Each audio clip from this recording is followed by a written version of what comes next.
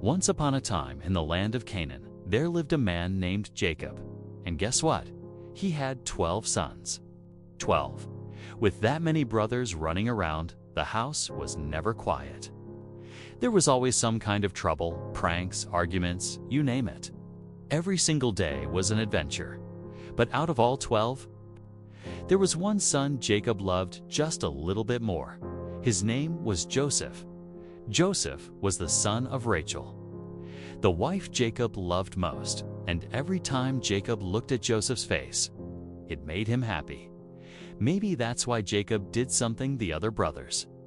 Notice right away, he gave Joseph a beautiful robe, a coat of many colors, all for him and him alone. And that was where the trouble started. The brothers started thinking to themselves, why does Joseph get special treatment? Dad loves him more than us. That jealousy kept building and building. And then Joseph, without meaning to, poured a little more fuel on the fire. One day, Joseph ran up to his brothers, all excited. Guys, you won't believe the dream I had last night. We were all out in the field, tying up bundles of grain. And then my bundle stood straight up, and all of your bundles bowed down to mine. Excuse me? So you think you're going to rule over us? The brothers' faces turned red with anger. And a few days later, Joseph did it again. This time, I dreamed the sun, the moon, and 11 stars were all bowing down to me. That was too much. Even Jacob spoke up.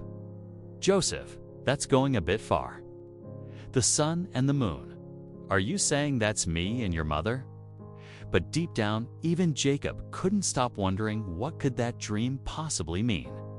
There was something about it that felt different, something that felt like it mattered.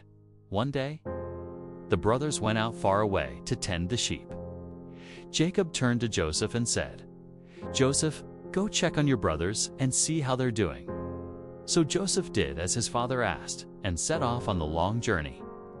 The sun was blazing, sweat rolling down his back, and in the distance, his brothers spotted him coming. Look who's coming, it's the dreamer. Maybe this is our chance to get rid of him for good. Their eyes turned cold. This wasn't a joke anymore. They truly, deeply resented him. But the oldest brother, Reuben, stopped them. No, we can't do that. We are not killing anyone. Let's just throw him in that pit over there. Joseph walked up to his brothers, having no idea what was coming. In an instant, they tore off his beautiful coat and threw him straight down into a deep, dark pit. From inside that pit, Joseph cried out, "Why are you doing this to me? I haven't done anything wrong." But none of his brothers said a word back. Just then, in the distance, a caravan appeared. Ishmaelite traders, leading their camels along the road. Let's sell him instead. It's better than killing him, right? That way, we don't get blood on our hands and we still make some money. The brothers exchanged glances.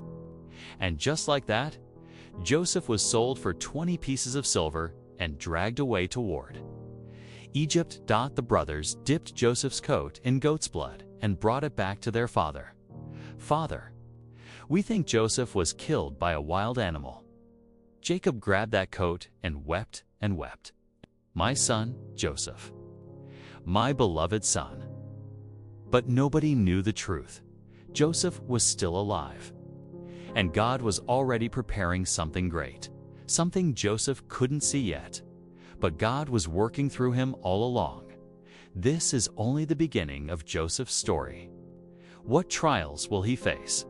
How will God's plan unfold through it all? That's a story for next time. Sometimes things happen that feel unfair, things we just can't understand. But even in those moments, God's plan is quietly at work, just like it was for Joseph.